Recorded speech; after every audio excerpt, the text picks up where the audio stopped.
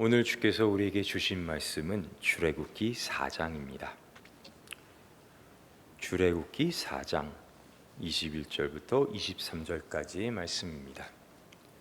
구약 성경 86페이지에 있습니다. 출애굽기 4장 21절부터의 말씀을 제가 읽도록 하겠습니다.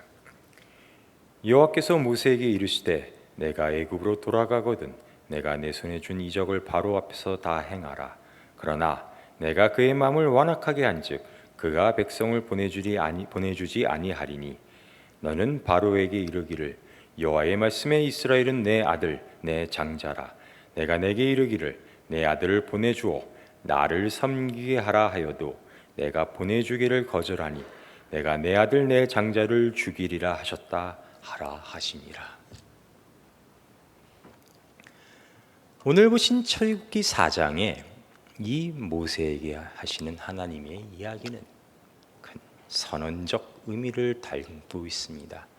이전에 그러니까 지금 모세가 애굽으로 돌아가기 전 어떤 일이 있었는지는 여러분들도 잘 아시겠지만 굳이 다시 설명을 드리자면 떨기나무에서 하나님이 모세를 만나시고 그에게 이제 드디어 때가 되었다.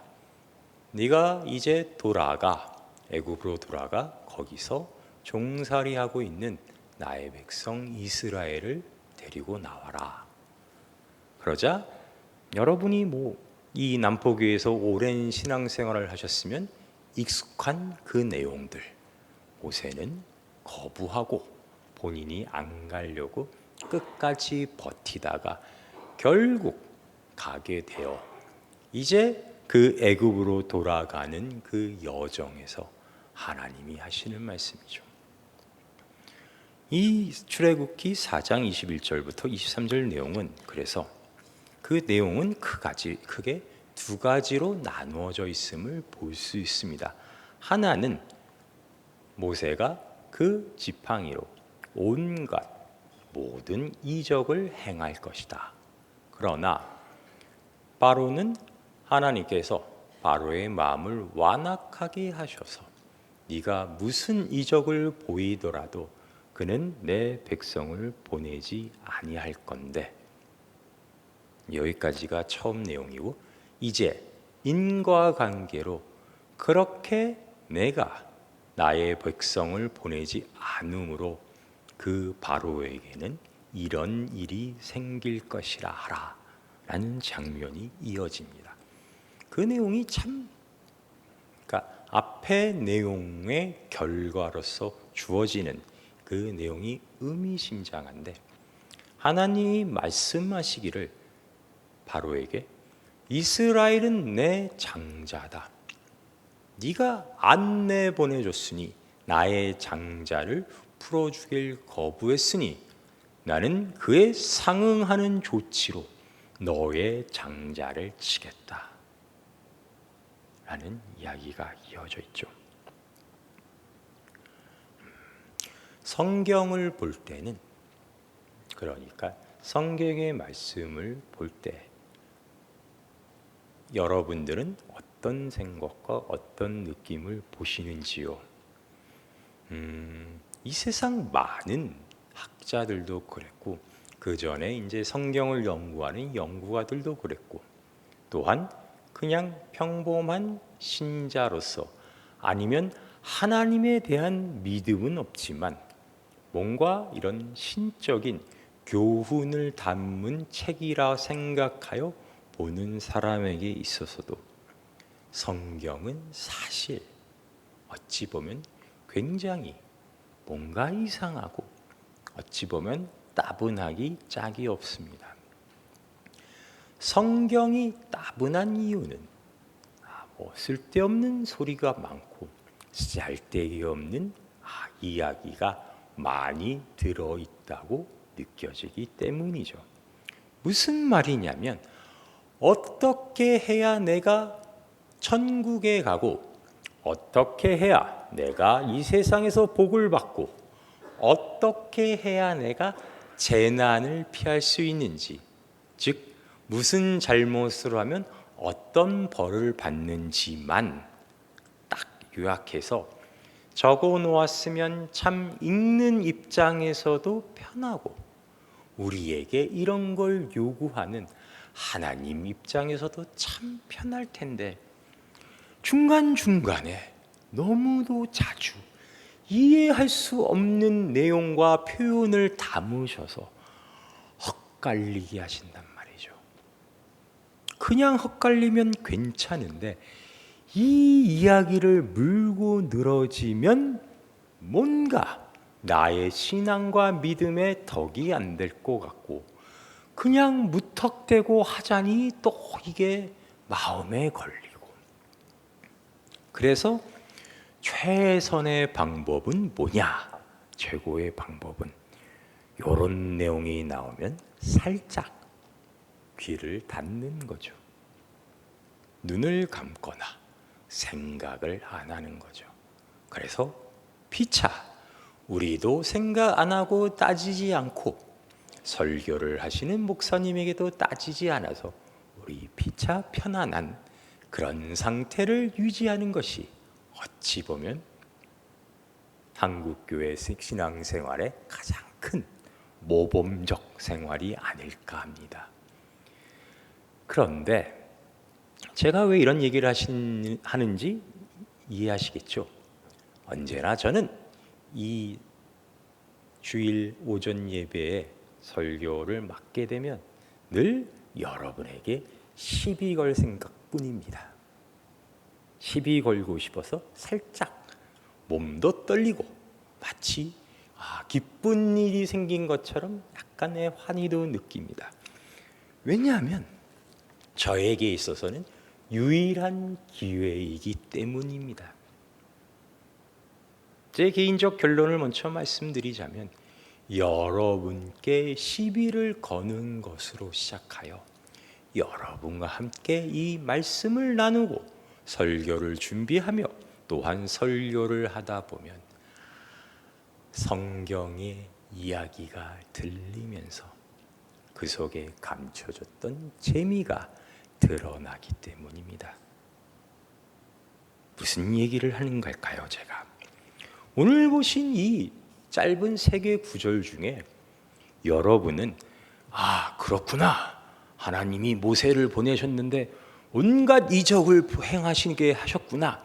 내가 영화에서 봤어. 아니 그 이집트의 왕자라는 만화에서 봤어. 하나님이 장자를 죽이시는구나. 역시 하나님께 계기면 그 정도 벌은 결국 받게 되는 법이지 라고 좋은 게 좋은 거라고 넘어가실 게 아니라 중간에 이 부분을 시비를 거셔야 합니다. 어떤 부분이겠습니까? 당연히 하나님께서 내가 바로의 마음을 완악하게 하겠다. 그래서 네가 무슨 기적을 하건 그가 내 백성을 놓아주지 않게 하겠다라는 부분이죠. 그러면 세상의 이치, 세상의 이성, 논리적 사고로 이 내용을 읽다 보면 누구나 다 그 의문에 도달해야 합니다. 어떤 거냐면 그러면 바로는 뭔 죄인가 하는 부분이죠. 그러면 바로가 지은 죄는 바로의 죄냐 하나님의 원인이냐 하는 부분이죠. 제가 신학교 다닐 때도 저희 교수님이, 그러니까 구약을 맡으신 교수님이 이 부분을 설명하시면서 재차 강조하신 말이 있습니다. 하나님이 바로의 마음을 완악하게 하셨지만 그렇다고 바로의 죄책이, 바로의 죄의 원인과 책임이 하나님에게 있는 건 절대 아니다 라고 막 설명을 하셨죠. 제가 공부를 잘 못해서 그런지 그 이유는 지금 기억나지 않습니다. 하여튼 누구나 다 거기에 걸려 넘어집니다. 그러면 제가 여러분에게 물어보겠습니다. 누구의 잘못입니까? 바로의 잘못입니까? 하나님의 잘못입니까? 아니, 하나님은 왜 좀 마음을 부드럽게 하셔서 대충 개구리 정도 봤으면 바로가 회개하여, 아니 하나님을 믿지 못할 망정, 그러니까 회심은 하지 못할 망정 이스라엘 백성을 풀어주는 아량 정도는 품도록 허락하시지, 왜 불쌍한 그의 장자가 죽을 때까지 그의 마음을 완악하게 닫게 하셨는가? 라는 질문이죠. 제가 이 이야기를 시작하니까 제가 제 눈으로 보았을 때 벌써 아까 설명드린 것처럼 눈과 귀를 닫으시고 다른 생각을 하신 듯한 분이 벌써 몇 분 계십니다. 아니시길 바랍니다. 저랑 같이 시비를 걸고 따져봐야 됩니다. 왜 그러셨을까요? 왜? 하나님은 정말 의로우시고 전지전능하시며 우리를 사랑하시고 노하기를 더디하시며 우리에게 은혜 베푸시기 좋아하시는 하나님 맞으십니까?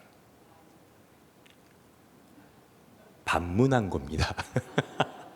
그러시다면 이 장면은 말이 안 되는 거죠. 바로는 왜 하나님은 사랑하지 않으시고 바로의 장자는 왜 죽이셨나요? 성경이 재밌으려면, 더 막말로 성경이 하는 이야기가 무슨 이야기인지 제대로 이해하려면 성경의 저자이자 주인공인 하나님이 어떤 분인지를 잘 알아야 합니다. 당연한 얘기겠죠. 어떤 문학 작품을 읽을 때도, 예를 들어 어떤 소설을 읽을 때도 그 소설가가 평소에 어떤 언어적 습관을 가지고 있고 어떤 성품을 가지고 있으며 우리가 일반적으로 사용하는 간단한 단어들도 그는 거기에 어떠한 다른 뜻을 담아서 그의 작품 세계에 사용하는가를 이해하고 본다면, 그렇지 못한 사람보다 당연히 그 소설이 더 이해가 잘 되고 깊은 의미를 가진 것으로 읽히게 될 겁니다. 성경도 마찬가지입니다. 어떤 한 장면, 한 문장을 잘라서 글자 그대로 표준 국어 사전을 갖다 놓으시고 해석하신 다음에 그걸 외우실 게 아니라 성경에 나오는 하나님이란 분이 어떠한 성품이신지, 어떤 표현을 쓰시는지, 그가 그 이전엔 어떻게 해오셨고, 우리는 이미 다 아는 거 아닙니까? 그 이후에는 어떻게 역사하셨는지에 대한 이해를 가지고 다시 이 부분을 읽는 거죠. 이 시점에서 모세가 애굽으로 돌아가는 그 시점에서 하나님에 대한 우리의 지식, 하나님을 아는 것이 어떤 것을 의미하며 그것을 대입하여 다른 관점으로 이 성경을 본다는 것이 어떤 의미인지를 같이 한번 살펴볼까요? 모세가 돌아가는 이 시점, 이전에 어떤 일들이 있었냐 하면은 하나님께서 노아의 방주 이후에 아브람을 택하셔서 그에게 축복했던 일들이 나옵니다. 그만 축복한 게 아니라 그의 자손들도 축복하죠. 그 축복의 내용은 쉽게 얘기하면 이겁니다. 너는 이 세상의 복이 될 것이다. 왜냐하면 내가 끝까지 너와 함께 동행할 것이니, 너는 다시 말하자면 이 세상의 모든 복의 원인이 될 것이다 라는 축복의 내용이었습니다. 그러면 이 사건 이후에는 그러니까 이 모세가 애굽으로 돌아가는 사건 이후에는 어떤 일이 벌어지죠? 대표적인 사건, 신약의 가장 대표적인 사건, 예수 그리스도 그리고 십자가가 있죠. 하나님이 그의 독생자를 이 땅에 보내셔서 우리를 대신하여 그 죄를 떠안고 죽이게 하는 사건이 있습니다. 이 두 가지 내용을 저만 알고 있는 게 아니지 않습니까? 여러분도 알고 계신 사건이죠. 그래서 그걸 아는 사람으로서 이 내용을 다시 한번 봅시다. 하나님이 이스라엘 향해 너희는 나의 장자다 라고 얘기하면서 바로에게 너의 장자는 내가 칠 것이다 라는 내용은 이 출애굽기 내용만 살펴보면 다음과 같은 의미를 가집니다. 바로는 출애굽기 처음부터 철저히 하나님을 모르는 자, 과거에 있었던 요셉을 모르는 자로 등장합니다. 성경에서 사용하는 알다와 모르다는 단순히 영어의 know, don't know를 넘어서는 많은 관계적 의미를 갖고 있습니다.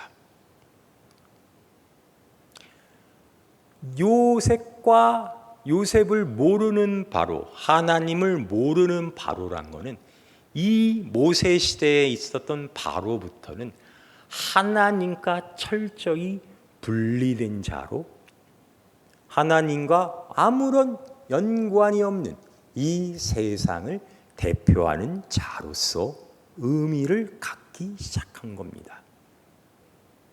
요셉 시대의 바로랑은 사뭇 다르죠. 그래서 그런 이 하나님을 모르고 하나님을 대적하는 그 대표자의 장자를 죽인다는 이야기는 다시 말해 하나님과 대적하는 이 세상이 그 대가 끊긴다는 말입니다.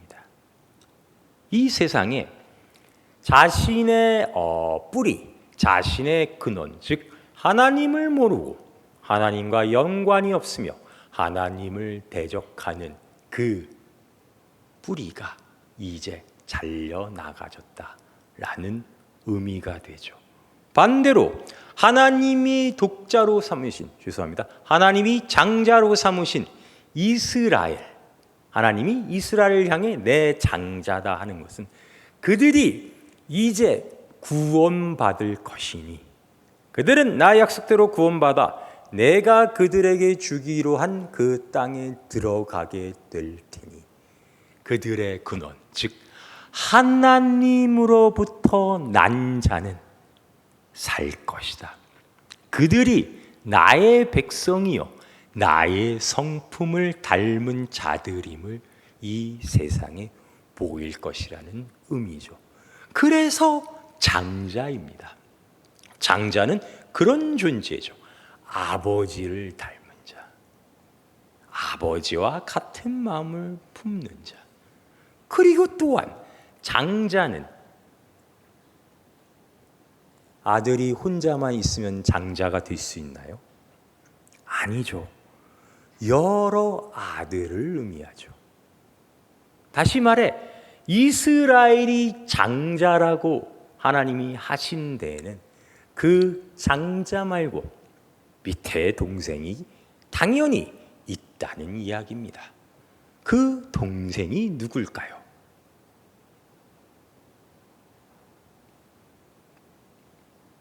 이스라엘이 장자 역할을 하여 그 동생이 되어 제가 이야기했던 아브라함에게 주셨던 하나님의 축복, 너희로 인해 세상이 복을 받을 것이다.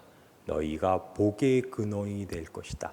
즉 장자로 인해 복받게 될 다른 차남들, 막내들, 다른 자녀들은 누가 되는 것일까요?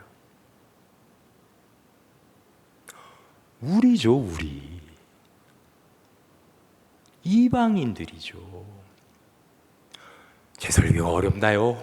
여러분, 제 설교가 어려우시면 저희 아버지 설교는 어떻게 들어오셨나요? 맨날 조신 거 아닙니까?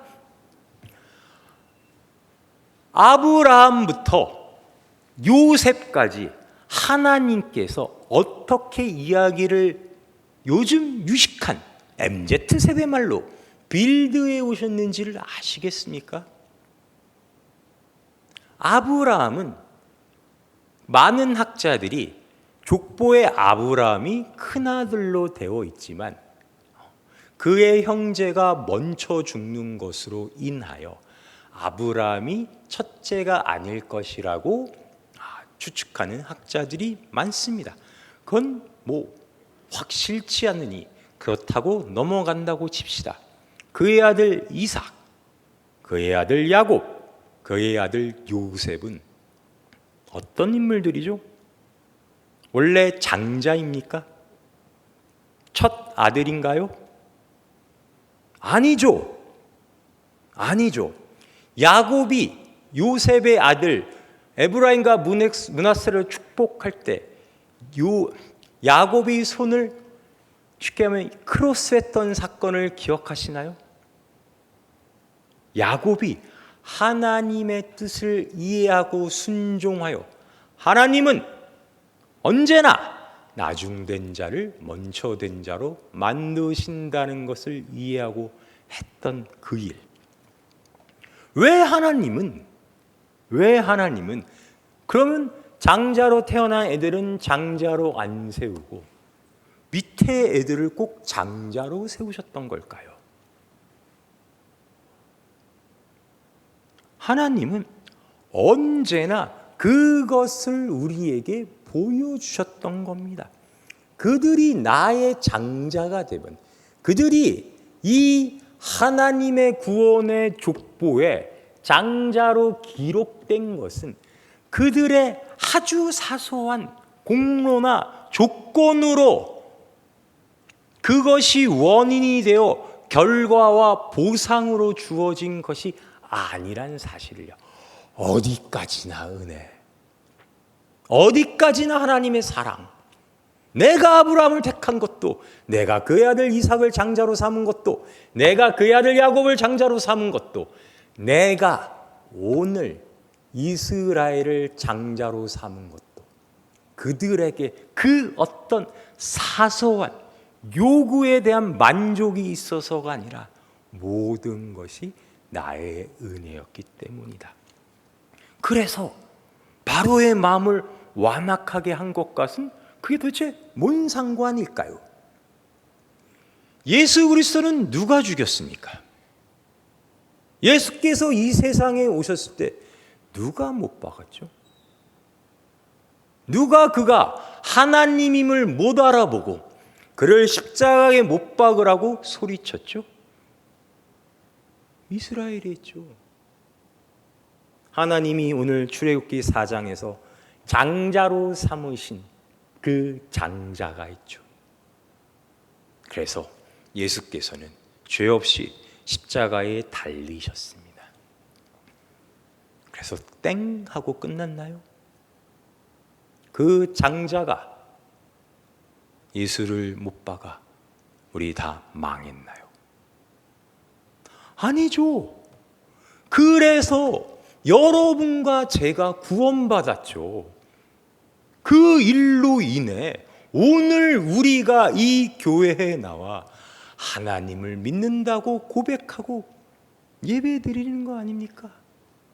다시 말해 그 장자로 인해 자기는 차남인지도 막내인지도 몰랐던 우리 온 인류가 하나님의 은혜 안에 묶이게 된 거 아닙니까?